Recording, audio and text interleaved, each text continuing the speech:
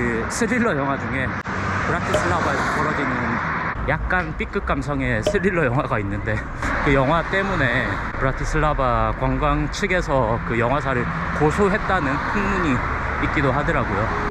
영화 호스텔은 2005년 미국에서 만들어진 영화입니다. 유럽을 여행하던 3명의 배낭여행객이 브라티슬라바로 가면 예쁜 여성이 많다라는 소식을 접하고 브라티슬라바 외곽에 있는 한 호스텔을 찾아갑니다. 하지만 그곳은 친절한 유혹 뒤에 돈 많은 부자들이 돈을 내고 여행객을 고문하고 살해하는 살인클럽이 운영되는 곳이었습니다. 안타까운 것은 이 영화 개봉 이후 슬로바키아 브라티슬라바에는 관광객의 발길이 뚝 끊기게 됩니다. 이 영화는 작가가 재미를 위해 던진 자극적인 설정이 평생 일궈온 누군가의 삶의 터전을 무너뜨리는 결과를 불러일으켰습니다. 픽션이 현실을 모티프로 삼을 수는 있지만 그것이 특정 집단이나 지역에 대한 근거 없는 혐오와 공포를 양산한다면 창작의 자유와 사회의 책임 사이 균형을 맞춘 작품이라고는 볼 수 없겠죠. 나의 상상력이 누군가의 존엄 을 밟고 서 있지는 않은가, 창작의 시각과 마지막에서 되짚어 보아야 할 문제가 아닐까 생각해 봅니다. 이 골목 사이로 성이 하나 보이는데 뭔가 이 풍경이 낯익다 싶었거든요. 베르세르크에서 그리피스가 보던 풍경이 딱 이거에 아니었을까 싶은 거죠. 꼭대기에 있는 성을 바라보던 그 느낌 너무 비슷한 것 같습니다. 일단 시내로 가서 시내 구경을 좀 해보려고 합니다. 여기가 올드타운으로 들어가는 초입인가 봅니다. 예쁘네. 여기서부터 사람들 어디 있나 했더니 여기 다 있었네. 관광지 느낌이다. 이따가 마그넷 사야겠다. 여기서 나치를 피해서 이렇게 맨홀 뚜껑에 숨었던 유태인을 표현했다고 하는데, 나름 아픈 역사를 관광지화 시킨 거죠. 시내 구경을 하려고 좀 나왔는데 너무 볼 게 없다. 다 텅텅 비어 있어. 야, 이건 뭐야? 애기 있는 집에는 좋을 것 같긴 한데 맥도날드도 있고 스타벅스도 있고 있을 건 다 있어요. 단지 사람이 너무 없어서 조용할 뿐. 왜 이렇게 사람이 없어? 야, 이 황량한 공원 너무 할 게 없어요. 그래서 아까 봤던 브라티슬라바 성이라도 가봐야겠습니다. 거기 갔다가 그냥 숙소 가야겠다. 정말 너무 할 게 없다. 이 도시는 간간히 문을 연 예쁜 바도 보이고 한데 거의 대부분 다 닫았어요. 2층 3층 저런 데는 사람이 사는 건가?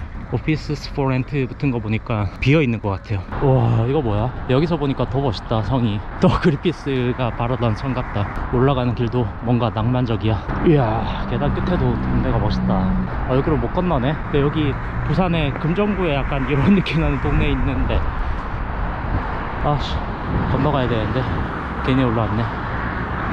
여기 굴다루 있는 여기 오른쪽으로 가야 될 것 같아요. 성도 예쁘지만 성으로 가는 길이 되게 예쁘네. 조금만 어두울 때 와도 우범지대처럼 보이긴 하는데 뭔가 멋있어. 여기로 맞겠지?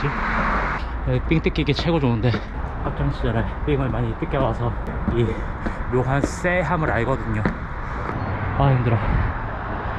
아직 경치는 뭐 그닥. 야, 카페도 있어. 이 골목이 진짜 예쁘다. 뭐야, 문 닫힌 거야? 왼쪽인가? 오른쪽인가? 어디로 가야 되지? 오른쪽으로 가면 이렇게 갔고 왼쪽으로 가면 이렇게 같으니까 왼쪽으로 가보자. 맞겠지? 지하 감옥에 갇혀서 고문 받는 거 아니겠지? 야, 여기는 뷰포인트다. 이거는 도나우강이라고 합니다. 도나우 강변 언덕 위 뒤집어 놓은 테이블을 닮은 이 성은 한때 신성 로마 제국의 황후 마리아 테레지아가 아꼈던 화려한 별궁이었습니다. 하지만 1800년대 초기 나폴레옹의 포격과 잇따른 대화재를 겪으며 성은 무려 150년 동안 차가운 폐허로 버려져 있었습니다. 그럼에도 슬로바키아인들은 이 성을 차마 잊지 못했고 20세기 중반에 이르러 무너진 돌들을 다시 쌓아 올리기 시작했습니다. 지금의 눈부신 하얀 외벽에는 긴 시련의 시간을 자부심으로 바꿔낸 이들의 질긴 생명력이 고스란히 깃들어 있는 것 같았습니다. 근데 왜 이렇게 사람이 없어요? 무섭게. 너무 사람이 없으니까 너무 무섭다. 브라티슬라바 사람 많이 없다는 거는 알고 있고 듣긴 했지만 이렇게까지 없을 일인가? 그렇다고 또 갑자기 한 명 튀어나오면 그게 더 무서울 것 같기도 하고. 제가 지금 여기를 쳐들어오는 적군의 입장이라고 생각하고 성벽 둘레를 걸어보고 있거든요. 근데 저렇게 촘촘히 구멍구멍들이 되게 많아요. 저기를 향해서 화살을 쏘고 했겠죠? 보니까 산책로 온 것 같아요. 되게 둘레길이 잘 돼 있네. 산책하러 온 게 아닌데 뭐 잘 됐지. 이제 가고 숙소 들어가서 일이나 해야겠습니다. 아니 도대체 어디야? 어떻게 올라가야 돼?